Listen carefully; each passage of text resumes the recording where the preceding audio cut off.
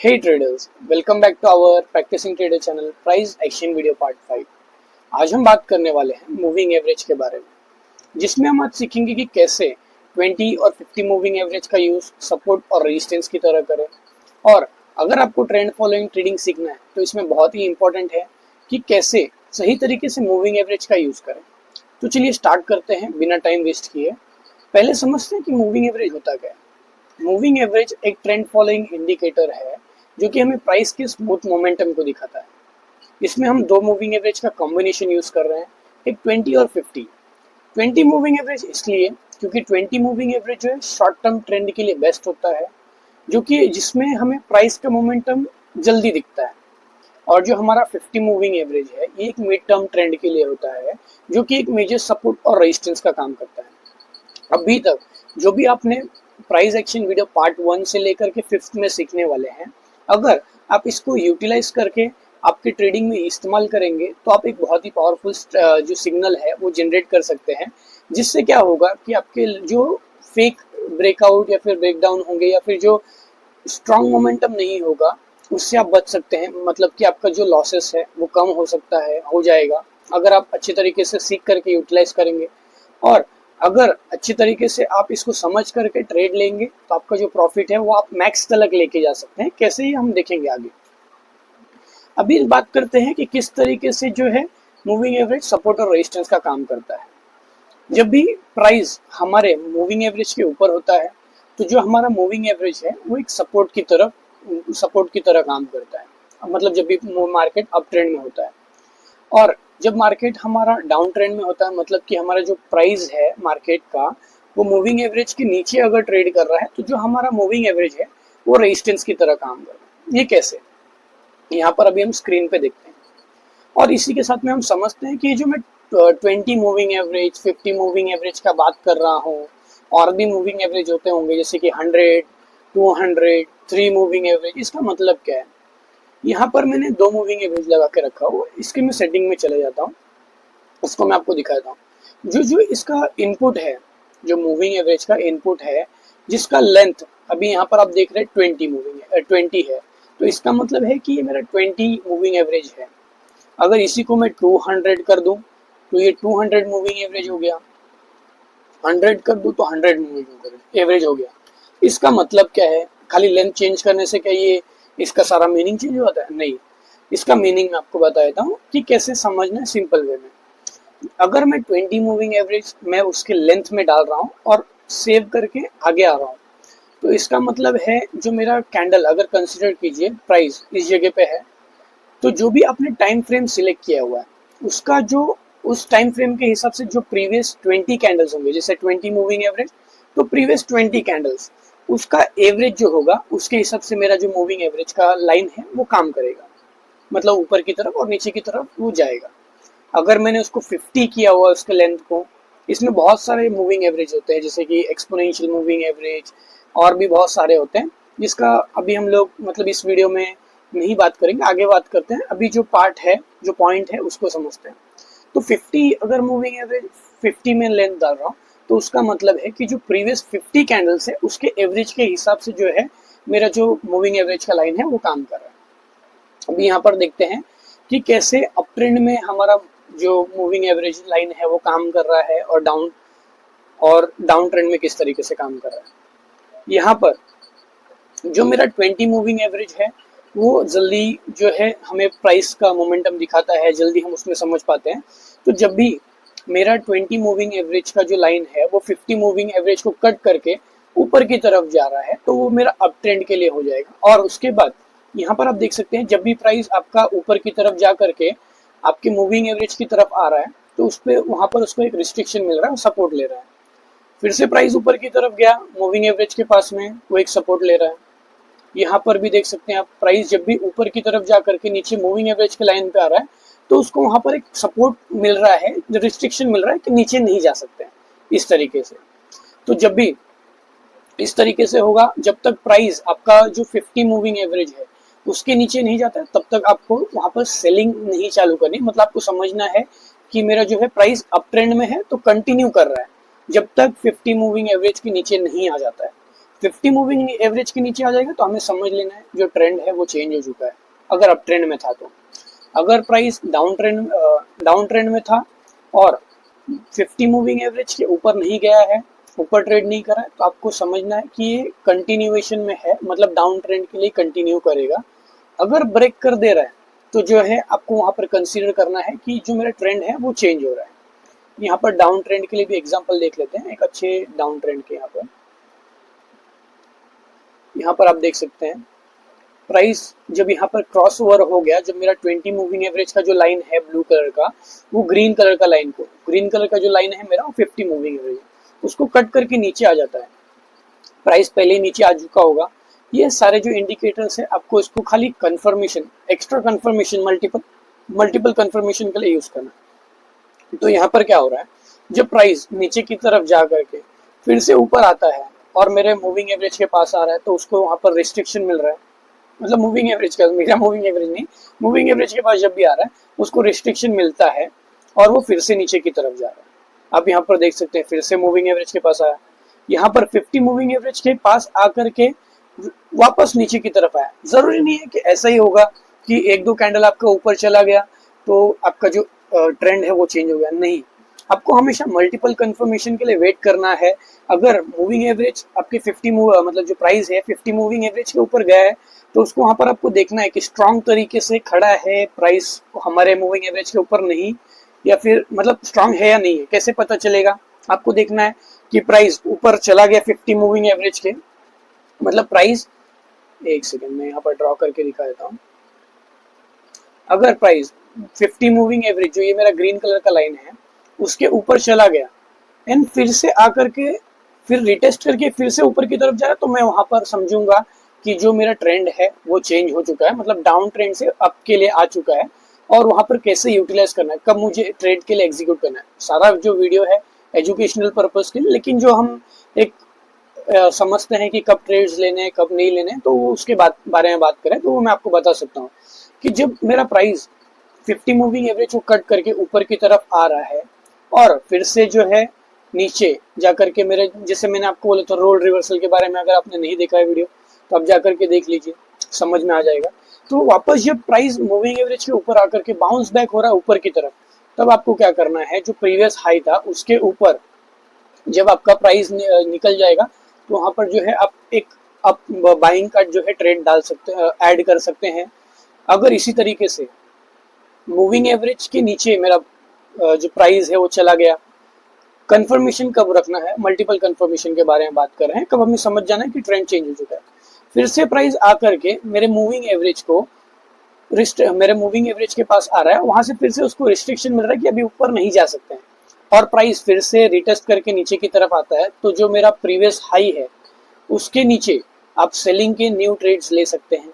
अगर आपने पहले से ही ट्रेड लिया हुआ है तो जो प्रीवियस हाई या फिर लो है वो कट जा रहा है, तो वहां पर आपको एग्जिट कर देने हैं आपके जो पहले से आपने ट्रेड लिए हुए हैं। आपको वहां पर होल्ड नहीं करना है कि मेरा जो लॉसेस है वो कम हो। हमेशा ये चीज ध्यान देना है, स्टॉप लॉस रखना जरूरी है। स्टॉप लॉस कहाँ पर रखना है, जो आपका मूविंग एवरेज है उसके नीचे आप रख सकते हैं। अगर प्राइस ऊपर की तरफ चल रहा है तो अगर ये मेरा मूविंग एवरेज है, जब आप ट्रेंड में होगा तो आप देख सकते हैं दोनों जो मेरा मूविंग एवरेज का लाइन है ऊपर की तरफ होगा। एक सेकंड, यहाँ पर आप देख सकते हैं मूविंग एवरेज जो है प्राइस, ये मूविंग एवरेज है, प्राइस ऊपर की तरफ ट्रेड कर रहा है, तो आपको सपोर्ट जो आपका स्टॉप लॉस कहाँ रखना है, मूविंग एवरेज के नीचे रख लेना है। चाहे आप इस 50 मूविंग एवरेज के नीचे रख लीजिए अगर आपका कैपेसिटी है तो, या फिर जो 20 मूविंग एवरेज है उसके नीचे रख लीजिए। आप जितना प्रैक्टिस करेंगे उतना ज्यादा आपको समझेगा, लेकिन आपका जो स्टॉप लॉस है मूविंग एवरेज के नीचे रखना है अगर आप बाइंग कर रहे हैं तो, और अगर आप सेलिंग कर रहे हैं तो आपका ऊपर की तरफ जो है आपका स्टॉप लॉस होना चाहिए। इस तरीके से जो है मूविंग एवरेज सपोर्ट और रेजिस्टेंस का काम करता है। आप देख सकते हैं, बैक टेस्ट करके देख लीजिए आप चार्ट के ऊपर मल्टीपल डेज के, मतलब मे बी 50-30 डेज के जो है आप बैक टेस्ट कर लीजिए, एक दिन में आपका एक दिन भी नहीं लगेगा और आप इसको जो है अच्छी तरीके से समझ सकते हैं। और बिलीव आना बहुत जरूरी है। एक बार आपने बैक टेस्ट कर लिया और आपका बिलीव इसके ऊपर बैठ गया तो जो है आप इसको कैसे यूटिलाइज करना है, कब आपको ट्रेड करना है नहीं करना, ये आपको खुद समझ आज आएगा। अभी हम देख लेते हैं कि जैसे मैंने आपको बताया कि मैक्स प्रॉफिट की तरफ लेकर के जा सकते हैं हम हमारे मूविंग एवरेज के यूज के साथ में। तो मूविंग एवरेज को यूज करके हम कैसे मैक्स प्रॉफिट तक जा सकते हैं। अभी जब भी मैं शॉर्ट टर्म के लिए ट्रेड करता हूँ, जैसे मैं 45 मिनट्स 1 आवर के लिए ट्रेड कर रहा हूँ, तो मैं क्या करता हूँ, हमेशा 3 मूविंग एवरेज का यूज करता हूँ। आप भी यूज कर सकते हैं, आप आपकी ट्रेडिंग में जो भी आपको सूट करेगा। आप एक बार, ऐसा जरूरी नहीं है कि बुक में लिखा है या फिर किसी से मैंने सुना या फिर किसी ने आपको बताया कि 50 मूविंग एवरेज यूज कीजिए, 20 मूविंग एवरेज यूज कीजिए, ऐसा नहीं है। आप जो है लेंथ चेंज करके देख सकते हैं। मैंने जो है 3 मूविंग एवरेज भी यूज किया है, 5 मूविंग एवरेज भी यूज किया है, 15 मूविंग एवरेज जो है उसको भी यूज किया है। तो जो भी आपको सूट करता है आपके टाइम फ्रेम के हिसाब से, आपके रिस्क कैपेसिटी के हिसाब से, उसको जो है आप आपके चार्ट के ऊपर जो मूविंग एवरेज है उसके लेंथ में चेंज कर सकते हैं। मैं 3 मूविंग एवरेज इसलिए यूज करता था क्योंकि मुझे जो मेरा स्टॉप लॉस है वो ज़्यादा बड़ा नहीं करना था, और मुझे जो है एक छोटे टाइम फ्रेम के लिए ट्रेड करना था, और मुझे जो मेरा प्रॉफिट है वो मैक्स तरफ लेके जाना था। ये कैसे हो जाएगा मैक्स की तरफ, कैसे हम लोग लेके जा सकते हैं, कैसे समझना है। जितना ज़्यादा दूर आपका जो मूविंग एवरेज का लाइन है प्राइस से ज़्यादा जाएगा, उतना आपको जो है आपका रिस्क कम होगा, और आपको होल्ड करना है खाली जब तक प्राइस आपका, मतलब जब आपने ट्रेड लिया हुआ है। ठीक है, यहाँ पर अभी कंसिडर कीजिए, एक अप ट्रेंड देख लेते हैं। अप ट्रेंड के सिनारियो में कब हमें बाय करना है, जब मैंने आपको बताया कि मूविंग एवरेज आपका 20 मूविंग एवरेज 50 मूविंग एवरेज को क्रॉस ओवर करके ऊपर की तरफ चला जाएगा, उससे पहले जो हायर पॉइंट है उसको आपको मार्क कर लेना है। अगर यही, अगर सेलिंग के लिए हम लोग बात करते हैं तो क्या होता है, लोअर पॉइंट को हम लोग मार्क करते हैं। तो इसको मैं ग्रीन कलर का यहाँ पर कर देता हूँ, और इसका जो लाइन है उसको भी थोड़ा जो है मोटा कर देता हूँ। तो यहाँ पर क्या हो गया, जो मेरा क्रॉस ओवर होने के बाद जो प्रीवियस हाई है उसके ऊपर जो है मैंने एक लाइन मार्क कर दिया है। जब क्रॉस ओवर हो रहा है उससे पहले आप देख सकते हो प्राइस जो है नीचे की तरफ आया आपके मूविंग एवरेज की तरफ, एंड देन फिर से ऊपर की तरफ गया, मतलब ये एक रिटेस्ट हो चुका है मेरे हिसाब से। मैंने जो सीखा हुआ है उसके हिसाब से एक रिटेस्ट हो चुका है।